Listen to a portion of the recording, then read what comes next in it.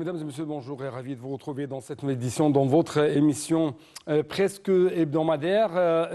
L'Égypte à l'une, votre fenêtre sur le monde égyptien, votre fenêtre sur les grandes actualités qui ont pris place sur la scène égyptienne durant les derniers jours. Très vite, nous allons commencer cette nouvelle tournée dans le monde égyptien par les activités présidentielles. En fait, on trouve que le président Abdel Fattah el-Sisi a reçu hier le PDG de la compagnie française de transport maritime CGM, Rodolphe Saadé. De sa part, le Premier ministre Dr Moustapha Madbouli, le ministre des Transports Kamel Wazir, le président de l'autorité du canal de Suez et d'autres responsables ont également pris part à la réunion au cours de laquelle le président Sisi a loué les relations particulières reliant l'Égypte et la France, ainsi que la coopération entre l'Égypte et la compagnie de CGM. Salam Marabi va vous donner plus d'explications. Le président Abdel Fattah el-Sisi a salué les relations distinguées entre l'Égypte et la France à différents niveaux, la coopération existante entre l'Égypte et la société française CGM et le rôle qu'elle joue dans le développement de certains ports égyptiens et l'amélioration de leur efficacité logistique et de leur capacité. Ceci s'est déroulé lors de la réunion du chef de l'État hier avec le PDG de la compagnie maritime d'affrètement internationale française, M. Rodolphe Saadé, en présence du Premier ministre Dr Moustapha Madbouli, du ministre des Transports, le général Kamel Wazir, du président de l'autorité du canal de Suez, le général Oussama Rabia, et du premier vice-président de la société française, M. Patrice Bergawini.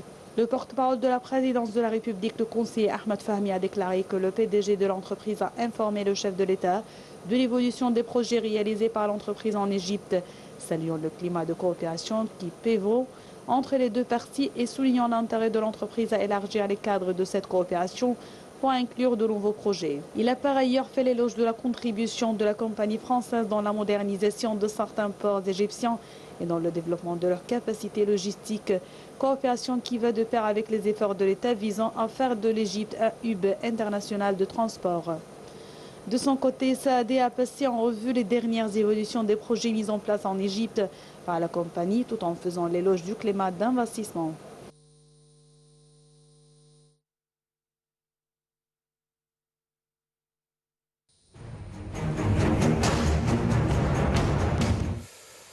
D'autre part, on trouve que le Premier ministre Dr Moustapha Madbouli a chargé l'Agence centrale de l'organisation de l'administration d'accélérer les mesures de remise d'unités de logement aux employés qui déménagent vers la nouvelle capitale administrative, Anseha, afin de les encourager à atteindre l'efficacité l'efficacité au travail. Selon un communiqué du Conseil des ministres, M. Madbouli a exprimé sa joie et sa fierté pour le succès du déménagement de 50 000 employés vers le nouveau siège des institutions de l'État dans les quartiers gouvernementaux sans qu'aucun employé ne subisse de dégâts.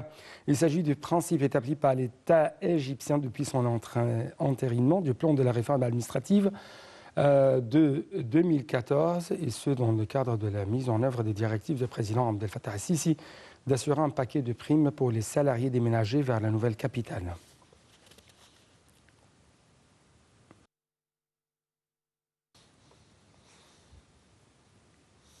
Remise de 3 premiers tours du quartier central des affaires de la NCA. Les explications, la société chinoise China State Construction Engineering Corporation, SCEC, a remis au ministère du Logement des 3 premiers tours du quartier central des affaires Central Business District CBD de la nouvelle capitale administrative lors d'une cérémonie en présence du Premier ministre Dr Moustapha Madbouli. Parmi ces 3 tours figure la tour emblématique Iconic Tower. Le Premier ministre a affirmé que la construction de la nouvelle capitale administrative n'avait pas été financée par les fonds publics mais par des géants prometteurs immobiliers. Les rumeurs véhiculées sur le financement par l'État de la NCA sont totalement infondées. C'est ce qu'a fait savoir le chef du gouvernement lors de la cérémonie. Sur le plan diplomatique, le ministre égyptien des Affaires étrangères, M. Sameh Shoukry, tiendra aujourd'hui une séance de pourparlers avec son homologue grec Giorgos Gerapeteris en visite au Caire. Le renforcement de relations égypto-grecques est distingué dans tous les domaines, ainsi que les questions régionales internationales d'intérêt commun, notamment la guerre à Gaza et la crise humanitaire qui y sévit seront au cœur de ces discussions. Les deux chefs de la diplomatie tiendront également ensuite une conférence de presse conjointe en termes de leurs entretiens.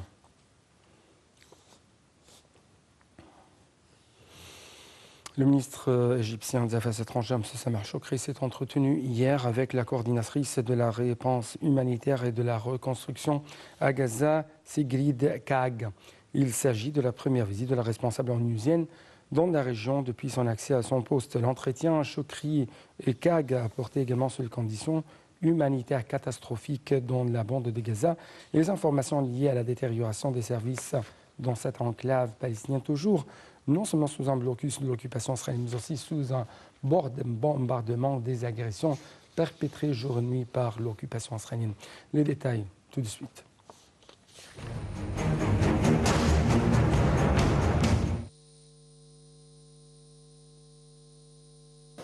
Le chef de la diplomatie Samir Chokri a affirmé hier que l'Égypte s'engageait fermement depuis le début de la crise dans la bande de Gaza à assurer l'accès en permanence des aides humanitaires à l'enclave en dépit des obstacles prémédités dressés par le côté israélien. M. Chokri a tenu ses propos lors d'une entrevue avec Sigrid Kaag, coordinatrice de l'action humanitaire et de la reconstruction de Gaza, lors de sa première visite dans la région après son accession à ce poste en vertu de la résolution 2720 du Conseil de sécurité pour faciliter, coordonner et surveiller l'acheminement des aides à l'enclave. Les discussions ont été axées sur la conjoncture humanitaire catastrophique dans la bande de Gaza et les évaluations sur la détérioration du travail des services et des systèmes humanitaires à l'enclave. Le ministre a pris note de la vision de la responsable onusienne pour accomplir sa tâche et des priorités de l'action dans la prochaine période. Les deux côtés ont jugé impérative l'augmentation des aides destinées à Gaza pour répondre aux besoins impérieux des Gazaouis, le soutien en permanence du travail, des installations de services, des hôpitaux et des agences de secours pour prêter des services au peuple palestinien. L'Égypte, a noté M. Chokri, soutient le rôle de la responsable onusienne, ajoutant qu'elle tient à lui fournir toutes les facilités pour accomplir ses tâches et pour assurer la mise en œuvre totale des dispositions de la résolution du Conseil de sécurité, dont le lancement rapide d'un mécanisme onusien pour accélérer le rythme d'accès des aides à l'enclave. De son côté, la responsable onusienne a valorisé les efforts déployés par l'Égypte pour garantir l'acheminement des aides humanitaires à la bande de Gaza et s'est félicité des pressions exercées par l'État égyptien pour l'adoption par le Conseil de sécurité d'une résolution à cet égard en sus de la facilitation de l'utilisation par les agences de secours onusiennes du terminal de Rafah pour acheminer les aides et les approvisionnements vitaux aux Gazaouis.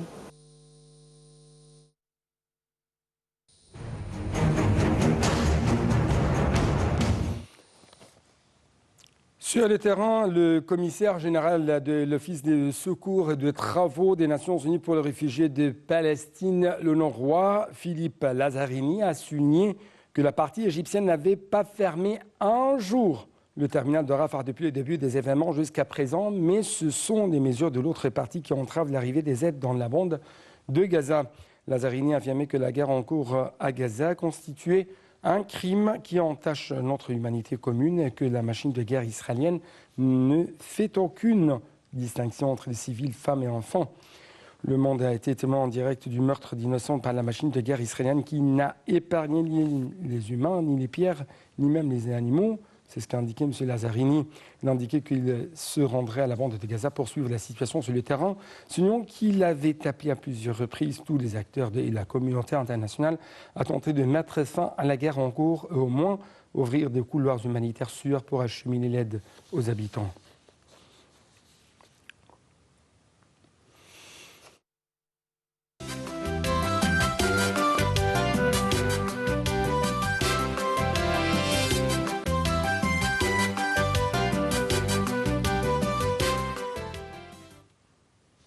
À la une donc de notre tournée dans le monde des chiffres, dans le monde de l'économie égyptienne, ce sont le fait de comment renforcer la coopération multilatérale pour combler les lacunes résultant des tensions géopolitiques. Avec plus d'explications, le ministre égyptien des Finances, Dr Mohamed Maït, a souligné la nécessité de renforcer la coopération multilatérale pour trouver des solutions de financement innovantes afin de combler les lacunes dues aux tensions géopolitiques à travers le monde et des énormes pressions financières qui en résultent sur les économies émergentes. Lors d'un colloque organisé par le Fonds monétaire international FMI au Caire, M. Marais a jugé impératif de formuler des mesures financières plus résilientes et appropriées qui répondent aux circonstances mondiales exceptionnelles affectant les conditions économiques internes des pays en développement, dont l'Égypte, et qui déploie de grands efforts pour contenir ces chocs et limiter leurs effets autant que possible. Il a indiqué que le gouvernement avait approfondi le rôle du secteur privé dans le développement économique et vu qu'il constitue un pilier fondamental pour parvenir à une croissance globale et durable, maintenir la stabilité macroéconomique, promouvoir la production et créer davantage d'opportunités d'emploi. Le ministre des Finances a précisé que le programme d'IPO constituait un puissant coup de pouce aux efforts visant à autonomiser le secteur privé et que le volume des souscriptions a totalisé 3,5 milliards de dollars. Il a rappelé que le nombre des bénéficiaires du programme Solidarité et Dignité avait augmenté pour couvrir 5,2 millions de familles et que les allocations mensuelles qui leur sont accordées avaient atteint environ 25%, en plus d'une hausse des pensions de 15%.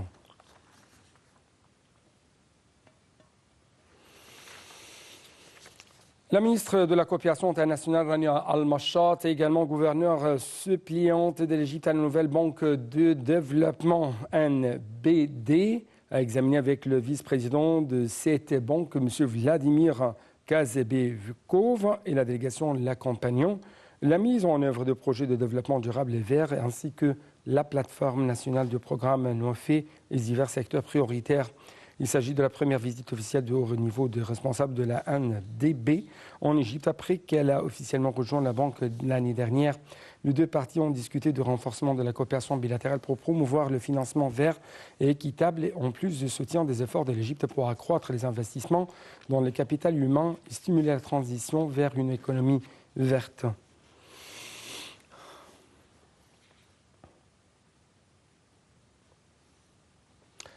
La ministre de la Planification et du Développement économique, également présidente du conseil d'administration du Fonds souverain égyptien FSE, Hala Saïd, a souligné la nécessité de développer le travail de la société Misr pour la gestion d'actifs immobiliers en maximisant l'exploitation des actifs immobiliers et leur rentabilité et en automatisant toutes les données et les informations liées au portefeuille d'investissement de l'entreprise en coopération avec le FSE. Lors d'une réunion tenue lundi avec la chargée d'affaires du PDG de la société Misr, la ministre a affirmé l'importance de la coordination entre les projets du FSE et les plans de l'entreprise afin d'atteindre l'intégration et de tirer parti des capacités du fonds, notamment en matière de développement des centres-villes. Le FSE cherche à développer toutes les sociétés affiliées à Misr Insurance Holding Company, qui constitue un édifice économique majeur, jouissant des expériences et des compétences distinguées, en sus des actifs d'investissement et des opportunités prometteuses, a-t-elle ajouté.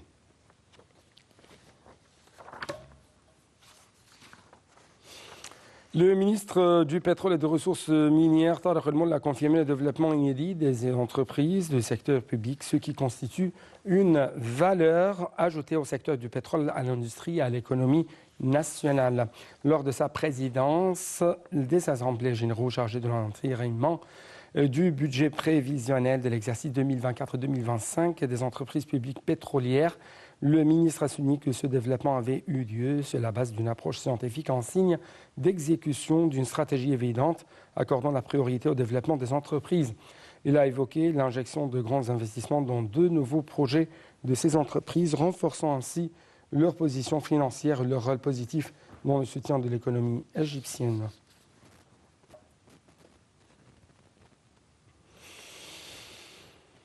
L'autorité des ports de la mer Rouge a annoncé l'arrivée ou le départ de 539 000 tonnes de marchandises générales au cours du mois de décembre, soit une hausse de 8% comparée à la même période de l'année précédente. Les exportations ont augmenté de 24%, dépassant ainsi de 192% le taux d'importation en 2020. C'est ce qu'a indiqué un communiqué de la dite autorité.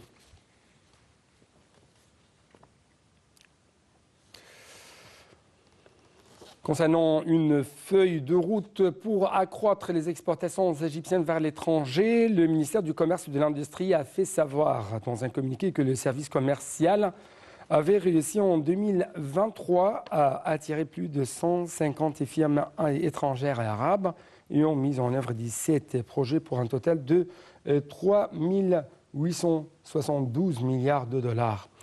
Selon le rapport, le commerce étranger constitue l'un des piliers de l'économie égyptienne, contribuant à fournir les devises étrangères, doper la croissance et subvenir aux besoins du marché local. Le rapport a indiqué que le ministère s'est fixé l'objectif d'atteindre 100 milliards d'exportations de dollars par an, et ça à travers le renforcement de la compétitivité du produit égyptien, l'ouverture de nouveaux débouchés.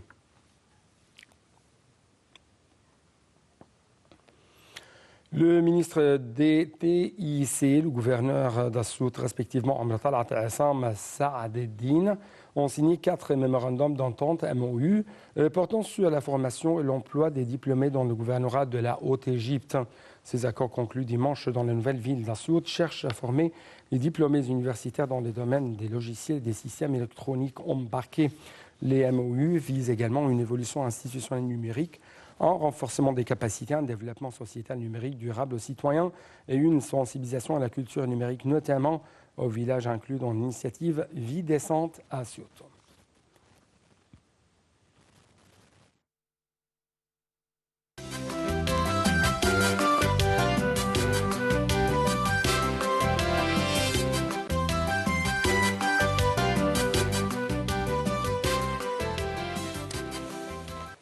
En fait, dans cette tournée dans le monde touristique égyptien, on trouve que avec le début de la nouvelle année, les touristes du monde entier s'apprêtent toujours à adresser une liste des destinations de rêve qu'ils souhaitent visiter tout au long de l'année. Sous le titre donc cette expérience incontournable en 2024. On trouve que le magazine américain Newsweek a dressé une liste des destinations les plus importantes du monde qui devraient être visitées et appréciées au cours de l'année, parmi lesquelles se trouvaient les grands musées égyptiens d'Égypte ou le GME. Les détails. Le grand musée devrait enfin ouvrir ses portes en 2024 et offrira aux visiteurs des attractions étonnantes. Ce complexe est situé à Gizeh, la 3e plus grande ville d'Égypte. Il exposera plus de 100 000 artefacts, dont l'intégralité de la collection de trésors du roi Toutankhamon, l'un des pharaons les plus importants de l'histoire de l'Égypte ancienne. Le musée exposerait environ 5 000 objets provenant de la tombe de Toutankhamon, portant de ses vêtements et ses bijoux jusqu'à ses chars. Le magazine américain Newsweek a dressé une liste des destinations les plus importantes du monde qui devraient être visitées et appréciées au cours de l'année, parmi lesquelles se trouvait le grand musée égyptien d'Égypte. Un porte-parole du musée a déclaré à Newsweek que la date exacte de l'inauguration du lieu en 2024 n'a pas encore été fixée. Il a indiqué que le musée est actuellement dans une phase pilote avec certaines zones ouvertes comme le Grand Hall et les jardins extérieurs. Le magazine indique que les voyages devraient atteindre des niveaux records cette année, les dépenses touristiques mondiales devant atteindre 2 000 milliards de dollars, soutenues par le domaine de loisirs selon une enquête menée par la société d'études de marché Euromonitor International en décembre 2023. Il a ajouté que l'ouverture du grand musée égyptien GME en fera l'un des plus grands musées archéologiques du monde, ainsi que le plus grand musée au monde consacré à une seule civilisation.